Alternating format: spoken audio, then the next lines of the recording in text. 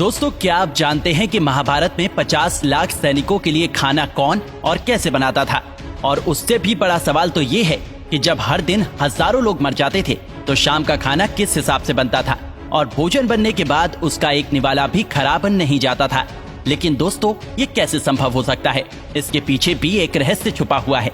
तो आइए जानते हैं महाभारत से जुड़े कुछ ऐसे ही रहस्यों को जिनसे आज भी दुनिया अनजान है। दोस्तों, अब तक का सबसे बड़ा युद्ध महाभारत का युद्ध था, जिसमें बड़े बड़े शूरवीरों और योद्धाओं ने भाग लिया था।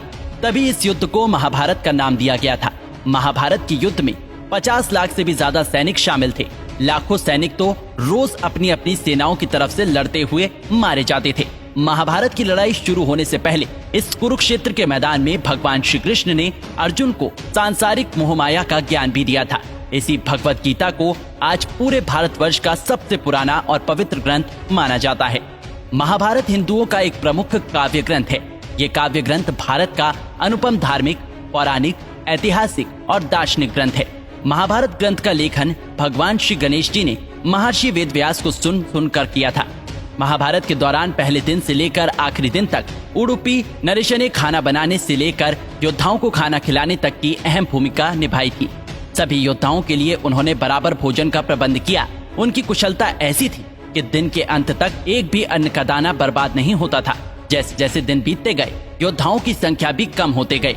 दोनों ओर के योद्धा ये देखकर हैरान हो जाते थे कि दिन के अंत तक उडुपी नरेश केवल उतने ही लोगों का भोजन बनाते थे जितनी वास्तव में युद्ध के बाद जीवित होते थे।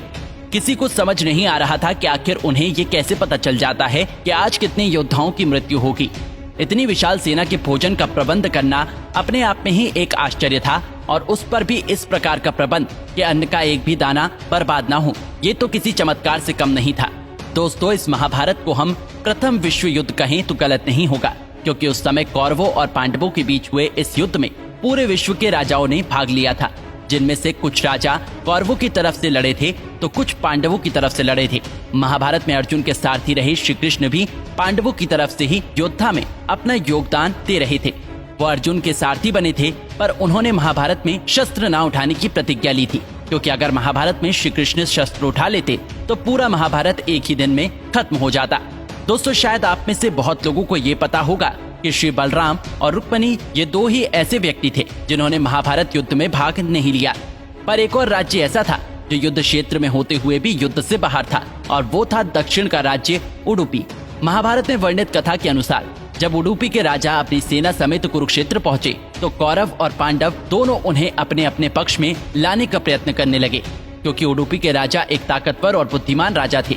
लेकिन उडुपी नरेश बहुत समझदार और दूरदर्शी हैं। उन्होंने श्री कृष्ण से कहा कि हे माधव, दोनों ओर से जिसे भी देखो युद्ध के लिए व्याकुल दिखता है, किंतु क्या किसी ने सोचा है कि दोनों ओर से उपस्थित इतनी विशाल सेना के भोजन का प्रबंध कैसे होगा?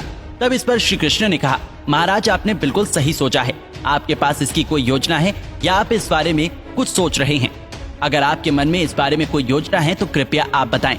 उसके बाद उडुपी नरेश ने कहा, वासुदेव, सत्य तो ये है कि भाइयों के बीच हो रहे इस युद्ध को मैं उचित नहीं मानता, इसलिए इस युद्ध में भाग लेने की मेरी कोई इच्छा नहीं है।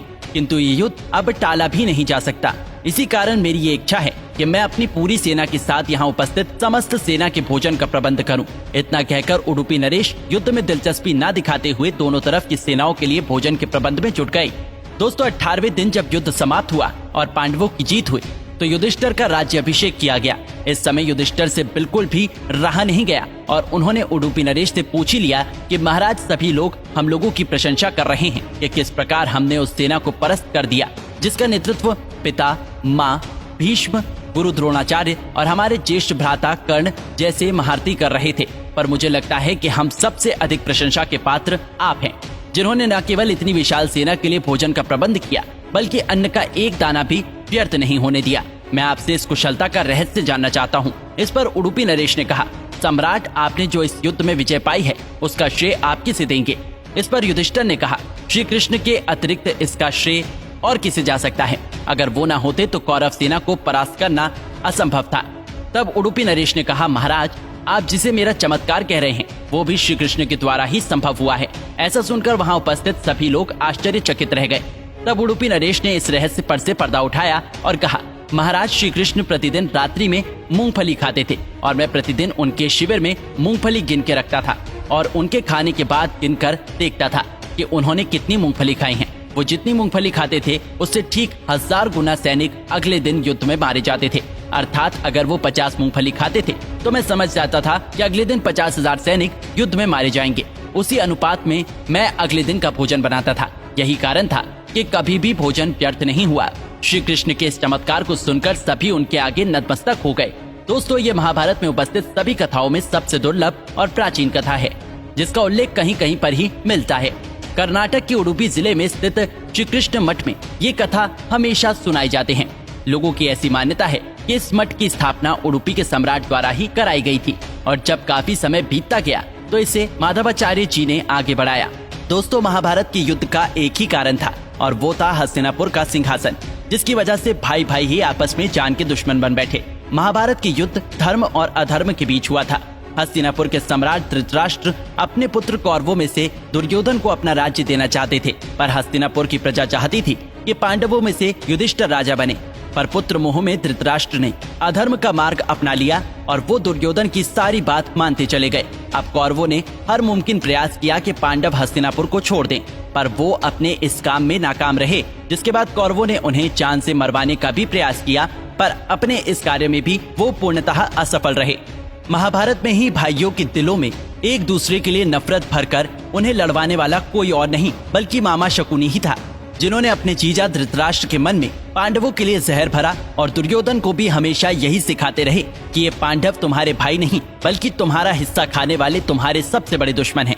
दुर्योधन भी उनके इस बात को अपने दिल में लगा बैठे और अंदर ही अंदर नफरत पालते रहे। पर महाभारत के अंत में धर्म की जीत हुई और अधर्म को हार मिली। इस धर्म की जीत का पूरा श्रेय भगवान श्री कृष्ण को जाता है, जिन्होंने अर्जुन का सारथी बनकर पांडवों का मार्गदर्शन किया, उन्हें समय समय पर सांसारिक उपदेश देते रहे। महाभारत के इस युद्ध में सबसे ज्यादा दुख और कष्ट पांडवों को झेलने पड़े। पांडवों ने इस युद्ध को अनदेखा करते हुए श्री कृष्ण के द्वारा कौरवों के पास एक सुलह का प्रस्ताव भी भेजा था, लेकिन जैसे ही श्री कृष्ण ये प्रस्ताव लेकर कौरवों के पास पहुँचे तो दुर्योधन ने इस प्रस्ताव को ठुकरा दिया और श्री कृष्ण का अपमान करके उन्हें बंदी बनाने की कोशिश की। पर यह कैसे संभव हो सकता था? भला भगवान को कोई बंदी बना सकता है क्या? इसके बाद श्री कृष्ण ने पांडवों से कहा कि अगर तुम्हें अपना अधिकार पाना है तो तुम्हें उनसे युद्ध करना पड़ेगा। जिसके बाद युद्ध का ऐलान हुआ और कौरवों और पांडवों की सेना कुरुक्षेत्र के मैदान में आमने सामने आई और भीषण युद्ध हुआ, जिसमें पांडवों की जीत हुई। तो दोस्तों, आपको ये वीडियो कैसा लगा हमें नीचे कमेंट करके जरूर बताइएगा। और अगर आपको ये वीडियो अच्छा लगा हो तो इसे लाइक करिएगा, शेयर करिएगा ज्यादा से ज्यादा लोगों तक। और ऐसी और भी धार्मिक वीडियोस को फेसबुक पर देखने के लिए हमारे पेज को आज ही फॉलो करें। धन्यवाद।